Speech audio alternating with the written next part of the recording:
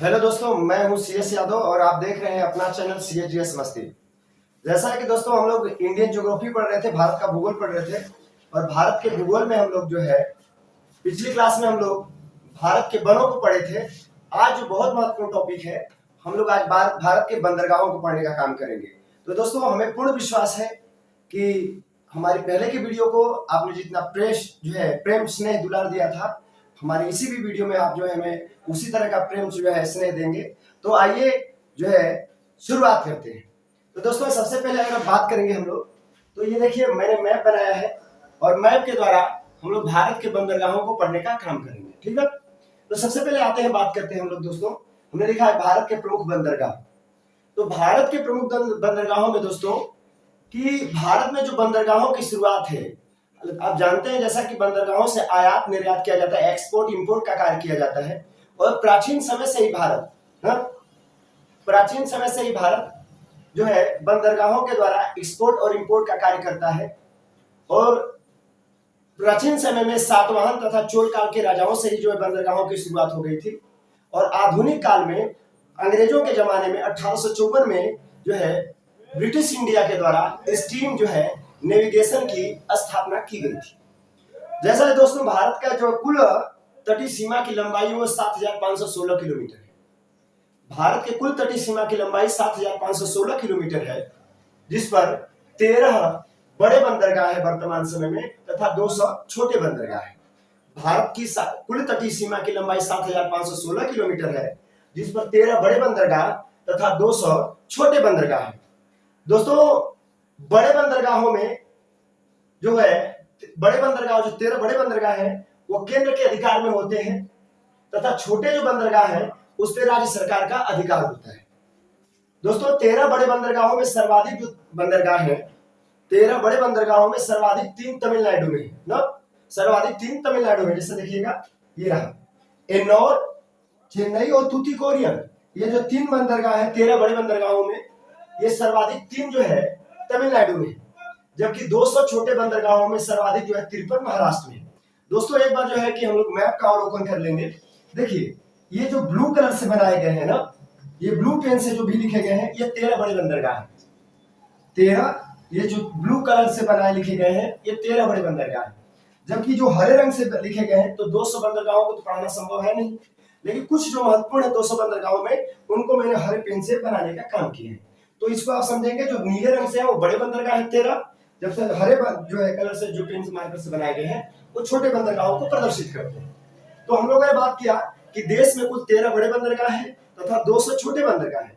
13 में सर्वाधिक 3 तमिलनाडु में है, जबकि 200 छोटे बंदरगाहों में सर्वाधिक 53 जो है वो महाराष्ट्र में है।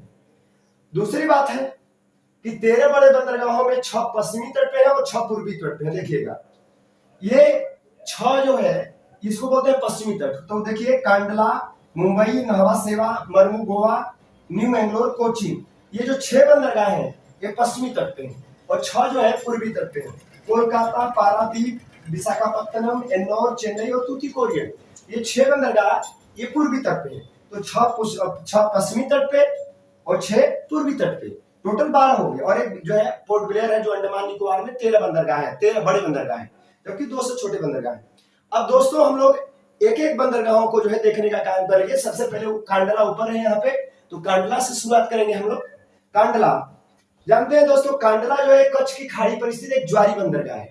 देखिए ये रहा कच्छ ना, नीचे वाली खाड़ी को बोलते हैं खंभात की खाड़ी और ऊपर वाले को देखिए ये कच्छ की खाड़ी है और यहाँ जो है कांडला बंदरगाह है और यह एक ज्वारी बंदरगाह है।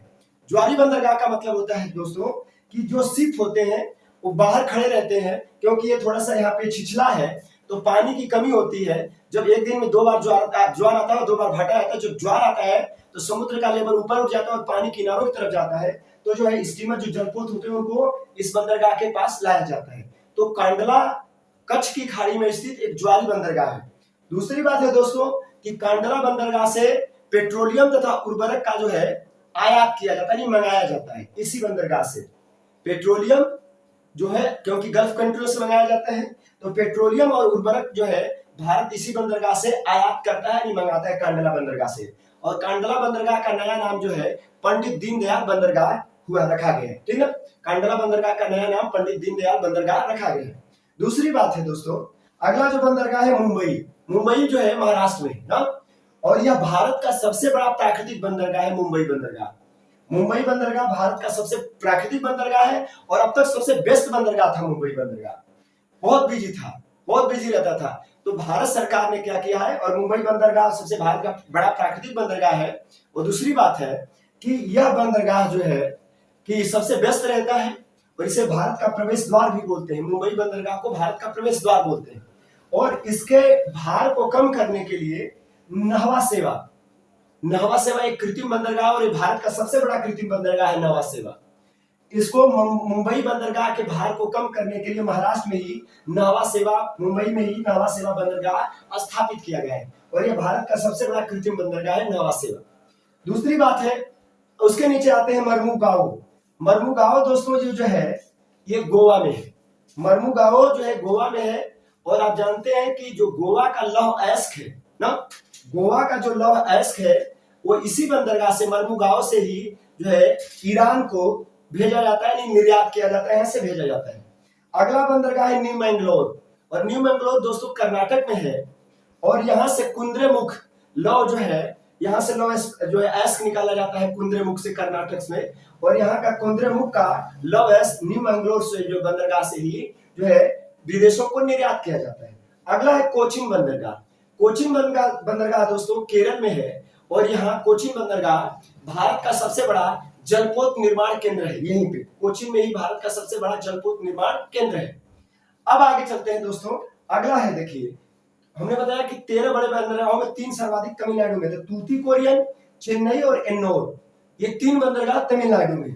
तो तूतीकोरिन तो प्राकृतिक बंदरगाह है ये ना, तूतीकोरिन एक प्राकृतिक बंदरगाह है, जबकि चेन्नई तथा एन्नोर जो ये 2 बंदरगाह है ये कृत्रिम बंदरगाह है। ये 2 कृत्रिम बंदरगाह है, चेन्नई और एन्नोर। और ये 3 प्रमुख बंदरगाह है, ये जो तीनों तमिलनाडु में है। इसमें तूतीकोरिन एक प्राकृतिक बंदरगाह है, जबकि चेन्नई और एन्नोर दोनों कृत्रिम बंदरगाह है। जिसमें आप जानते हैं कि चेन्नई जो है भारत का सबसे पुराना कृत्रिम बंदरगाह है, चेन्नई बंदरगाह, जबकि एन्नोर जो बंदरगाह है ये भारत का सबसे पहला कंप्यूटराइज्ड बंदरगाह है ना, ये भारत का सबसे पहला कंप्यूटराइज्ड बंदरगाह है। आगे बात करते हैं विशाखापत्तनम। विशाखापत्तनम जो दोस्तों आंध्र प्रदेश में है और यह डॉल्फिन नोज नामक पहाड़ी के पीछे स्थित है बंदरगाह, और यह आंध्र प्रदेश में और भारत का सबसे गहरा बंदरगाह है। जबकि पारादीप उड़ीसा में है ना, पारादीप कहाँ है, उड़ीसा में है। और यहीं से झारखंड और जो है उड़ीसा का लौह अयस्क जापान को भेजा जाता है, निर्यात किया जाता है। और कोलकाता हल्दिया बंदरगाह है पश्चिम बंगाल में।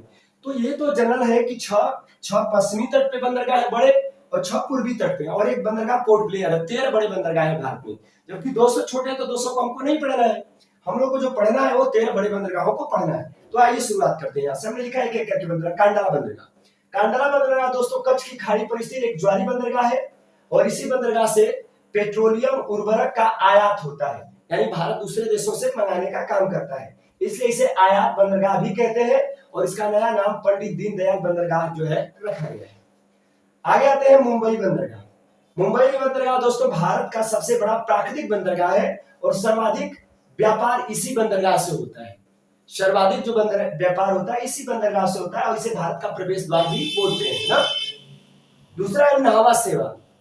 ये भारत का सबसे बड़ा कृत्रिम बंदरगाह है और इस बंदरगाह नावा सेवा की जो स्थापना है वो मुंबई बंदरगाह के भार को कम करने के लिए की गई थी ना।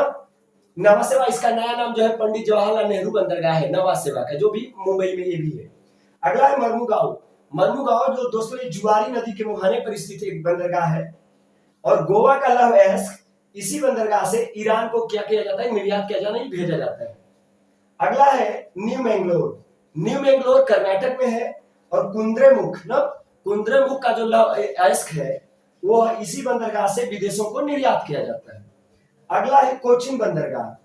कोचिन जो बंदरगाह है यह भारत का सबसे बड़ा जलपोत निर्माण केंद्र है, कोचिन जो केरल में है। अगला है तूतीकोरिन। तूतीकोरिन दोस्तों मन्नार की खाड़ी पर स्थित एक बंदरगाह है जिसका नाम बीओ चिदंबर है। तो देखिए बीओ चिदंबर नार इसका नया नाम रखा गया है। किसका? तूतीकोरिन बंदरगाह का जो मन्नार की खाड़ी पर स्थित है इसका नया नाम बीओ चिदंबर नार जो है बंदरगाह है। और यहाँ मछलियां अधिक मारी जाती है इस बंदरगाह पर क्योंकि ये तिरछा बंदरगाह है। वजह क्यों? यहाँ का जो तट है वो तिरछा है, इसीलिए जहाज 5 किलोमीटर दूर ही खड़े कर दिए जाते हैं, क्योंकि तिरछा है और छिछला है, तो जो है प्रवेश सही से नहीं कर पाते हैं जहाज। तो इसलिए, और यहाँ मछलियां अधिक मात्रा में मारी जाती हैं और मन्नार की खाड़ी पर स्थित है, इसलिए इसका नया नाम रखा गया है बीयू चिदंबरनार बंदरगाह, और यहाँ मछलियां अधिक मारी जाती हैं। अगला जो बंदरगाह है चेन्नई बंदरगाह। चेन्नई बंदरगाह देखिए देश का सबसे पुराना कृत्रिम बंदरगाह है, और यहाँ से खाद्यान्न, लव अयस्क यानी अभ्रक और तंबाकू का निर्यात किया जाता है। यानी चेन्नई बंदरगाह से ही भारत खाद्यान्नों को, अभ्रक तथा तंबाकू को क्या करता है, दूसरे देशों को निर्यात करता है भारत, इसी बंदरगाह से। अगला है एन्नौर बंदरगाह। एन्नौर बंदरगाह भैया ये चेन्नई बंदरगाह के भार को कम करने के लिए बनाया गया है एन्नौर बंदरगाह, और ये देश का पहला कंप्यूटराइज्ड बंदरगाह है। कौन? एन्नौर। अब आते हैं दोस्तों, अगला बात करते हैं विशाखापत्तनम बंदरगाह। ये आंध्र प्रदेश में है।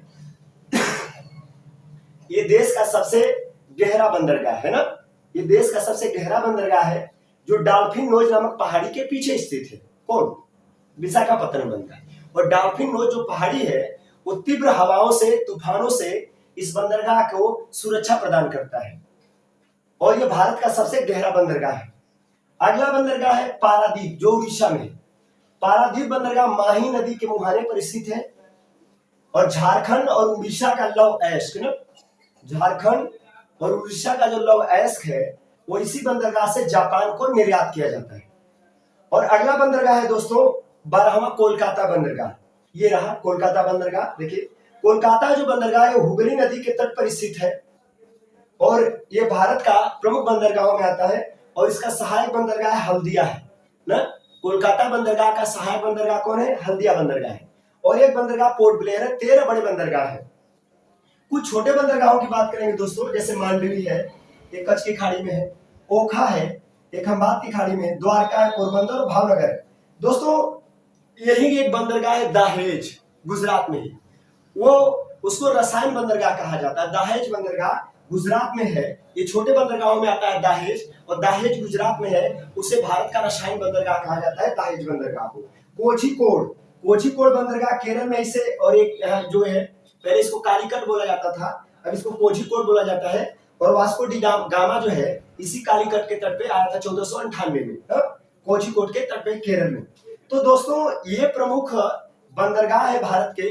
तो 13 बड़े बंदरगाहों की हम लोग बात किए, चर्चा किए। तो 13 बड़े बंदरगाह, 6 पश्चिमी तट पे, 6 पूर्वी तट पे, और एक पोर्ट ब्लेयर है जो अंडमान निकोबार में है। तो इनकी विशेषताओं को हम लोगों ने देखा, क्या क्या विशेषताएं हैं, और हम आपको पूरा प्रयास है हमारी तरफ से कि आपको अच्छे से समझ में आए। अगर दोस्तों जिस प्रकार आप हमारे हर वीडियो में जो है दुलार प्रेम देते हैं, उस तरह हमें जो है पूरी उम्मीद होगी कि आपको हमारा चैनल और हमारा वीडियो पसंद आएगा। तो हमें कमेंट करिएगा, हमारे चैनल को सब्सक्राइब करिएगा, और अपने दोस्तों में शेयर करिएगा। ठीक है दोस्तों, अगली कड़ी में फिर हम इंडियन ज्योग्राफी का अगला पार्ट लेकर आएंगे। तब तक के लिए नमस्कार।